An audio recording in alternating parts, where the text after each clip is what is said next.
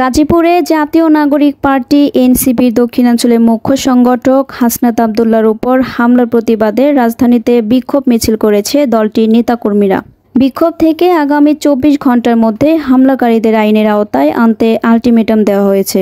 এ সময় কঠোর কর্মসূচি ঘোষণার হুঁশিয়ারিও দেওয়া হয়। রোববার রাত 10টায় বিক্ষোভ মিছিলটি রাজধানীর বাংলা মোটরে এনসিপির অস্থায়ী কেন্দ্রীয় কার্যালয়ের সামনে থেকে শুরু হয়।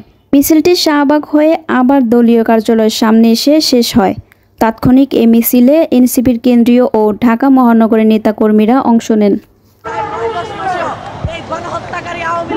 দৃশ্যমান বিচার এই সরকার করতে পারে নাই, এইটাই এই সরকারের প্রথম ব্যর্থতা। আমরা অতি সত্বর স্বরাষ্ট্র উপদেষ্টা, আইন উপদেষ্টা এবং প্রধান উপদেষ্টাকে স্পষ্ট ভাষায় বলতে চাই, আপনারা ছাত্র জনতার সরকার। আজকে আপনাদের ব্যর্থতার কারণে এই জুলাইয়ের পোস্টার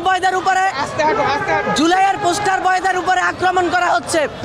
আজকে এই দেশে যারা জুলাই বিপ্লবের নেতৃত্ব দিয়েছে, যারা অংশগ্রহণ করেছে, কেউই আসলে নিরাপদ না। তার কারণ হচ্ছে গত 9-10 মাসে আওয়ামী লীগের কোনো দৃশ্যমান বিচার এই সরকার করতে পারে নাই এবং আওয়ামী লীগ নিষিদ্ধ প্রশ্নে এখন পর্যন্ত একমত হইতে পারে নাই।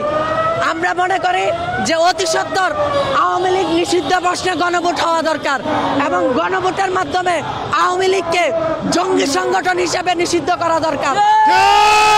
আমরা স্পষ্ট রায় দিয়েছি 5ই আগস্টে আওয়ামী লীগ কেন নিষিদ্ধ হবে। এখন যে সমস্ত রাজনৈতিক দলগুলো আওয়ামী লীগ নিষিদ্ধ প্রশ্নে তালবাহানা করছেন, আমরা মনে করি আপনারা বাংলাদেশের সাথে এবং জুলাই গণ অভ্যুত্থানের সাথে বেইমানি করছেন।